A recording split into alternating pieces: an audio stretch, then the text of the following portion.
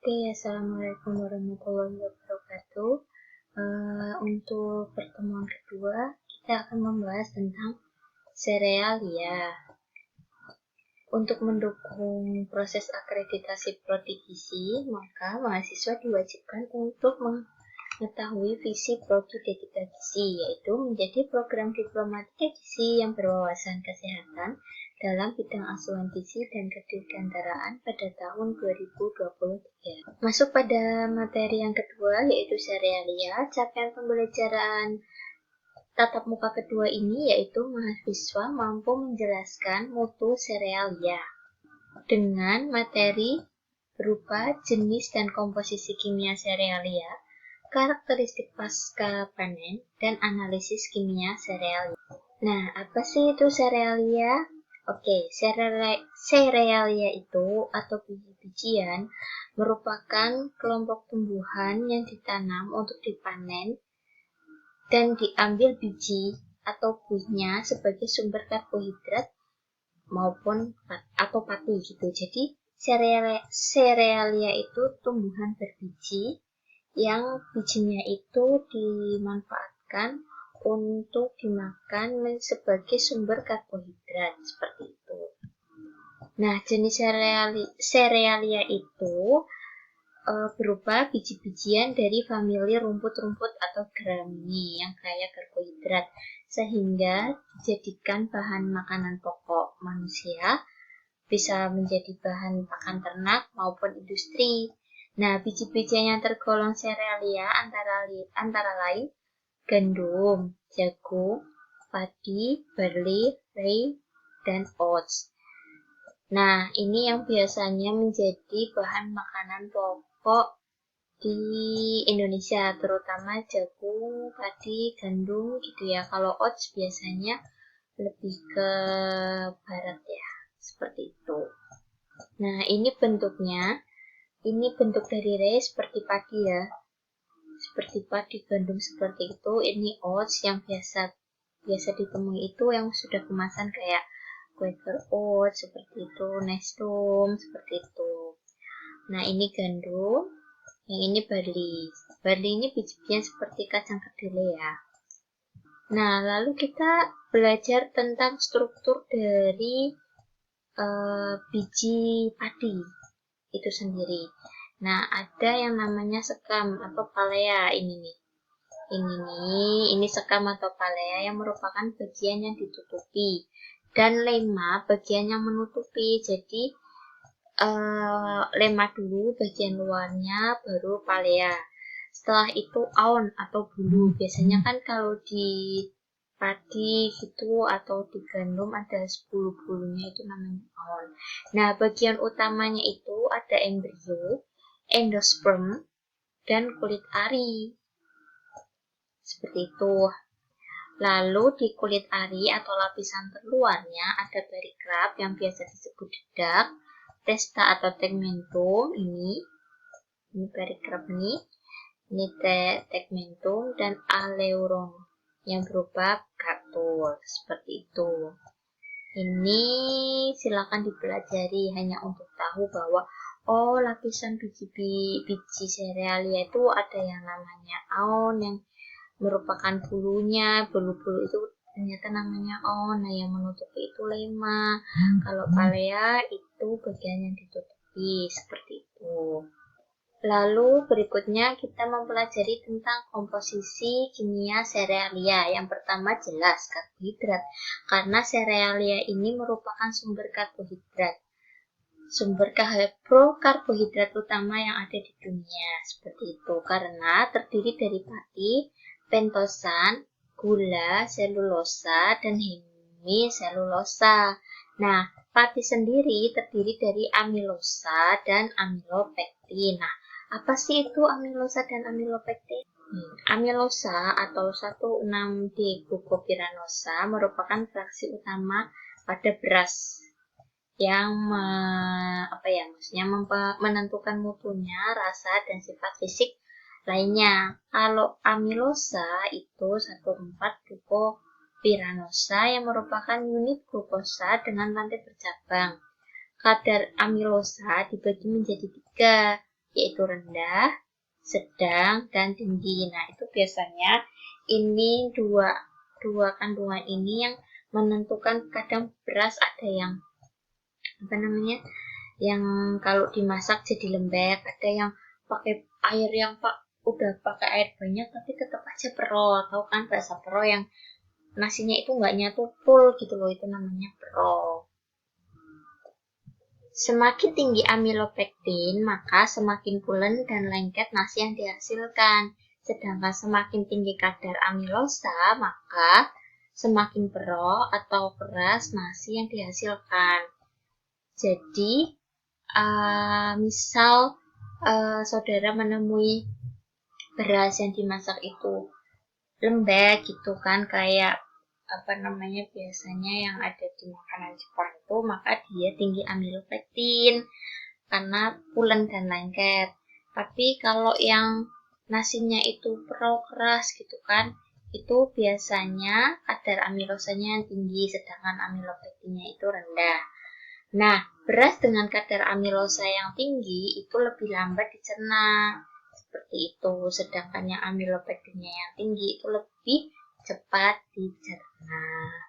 Nah, untuk karbohidrat ini, jika masih bingung, silakan ditanyakan, lalu kita diskusikan bersama. Komposisi kimia berikutnya yaitu protein. Nah, kandungan protein dalam serealia ini merupakan kandungan kedua terbesar setelah karbohidrat.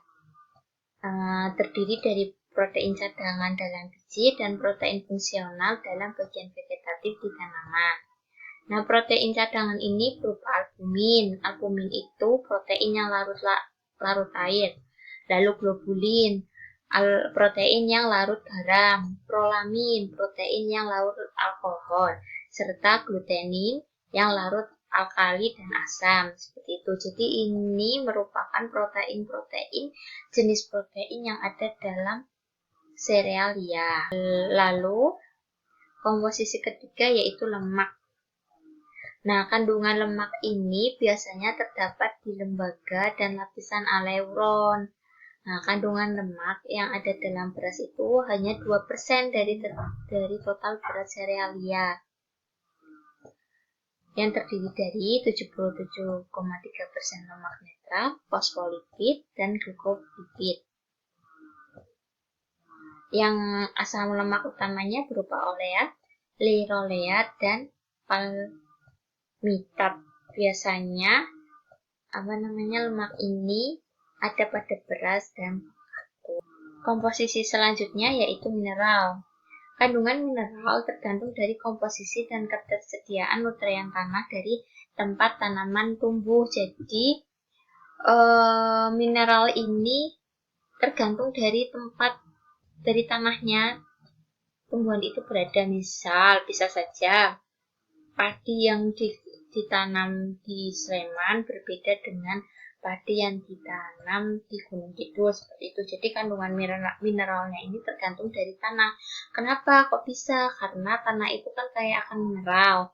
Nah, biasanya kan makanan dari tumbuhan itu seperti dulu kita pelajari di IPA saat SMA, kan mengambil makanan dari tanah, seperti itu ya. Mengambil mineral dari tanah. Jadi otomatis jika kandungan mineral di tanah suatu tempat itu tinggi, maka mineral yang terdapat pada serealia tersebut juga ikut tinggi, seperti itu. Nah, mineral yang banyak terdapat pada serealia itu biasanya kalsium, fosfor, belerang, magnesium, klorida, kalsium, natrium, dan silikon. Sedangkan zat besi, seng, mangan, tembaga itu kandungannya sedikit, seperti itu. Nah, kandungan berikutnya yaitu vitamin. Nah, vitamin ini biasanya berada pada aleuron. Karena saat penggilingan itu aleuron biasanya ikut hilang, maka kandungan vitaminnya juga banyak yang hilang. Nah, kandungan vitamin utamanya itu biasanya tiamin, riboflavin, niacin, dan pyridoxine. Seperti itu. Oh maaf, ini tidak masuk ya, ini belum saya edit, hanya sampai sini saja. Jadi kandungan vitamin utamanya itu vitamin B, tiamin, riboflavin, niacin, dan piridoksin. Itulah mengapa jika seseorang itu kurang mengkonsumsi karbohidrat, kurang mengkonsumsi serealia, maka kandungan vitamin seperti vitamin B itu pasti berkurang, seperti itu. Nah, kandungan komposisi ini lebih dalam dipelajari di ilmu gizi, maksudnya di ilmu gizi dasar. Jadi kandungan vitamin ini biasanya berada di mana itu di ilmu gizi dasar. Nah, sedangkan di ilmu pangan kita hanya mempelajari ini bahan makanan ini mengandung ini tinggi ini, seperti itu. Lalu setelah kita mempelajari tentang komposisi serealia, setelah itu kita mempelajari tentang karakteristik pasca panen. Nah, biasanya setelah panen itu terjadi perubahan karakteristik dari bahan pangan tersebut. Seperti tadi, saat ada di tumbuhan itu kan ada aleuron. Nah, saat penggilingan itu kan penangan pasca panen. Nah, itu mengalami perubahan seperti itu. Dia aleuronnya hilang, maka kandungan nutrisinya hilang. Misal ini perubahan pasca panennya, serealia setelah panen kan biasanya dikeringkan. Nah, itu diperhatikan juga kecepatan saat pengeringan, karena pengeringan yang terlalu cepat akan membuat bijinya retak sehingga pecah biji saat penggilingan. Nah, itulah mengapa kalau beras yang banyak itu pecah-pecah itu tuh nggak bagus. Kenapa? Karena dia pasti pengeringannya terlalu cepat. Kalau pecah seperti itu, otomatis kandungan komposisi kimia yang ada pada bahan pangan tersebut, dalam hal ini serealia, akan berkurang. Lalu perubahan pasca panen selanjutnya yaitu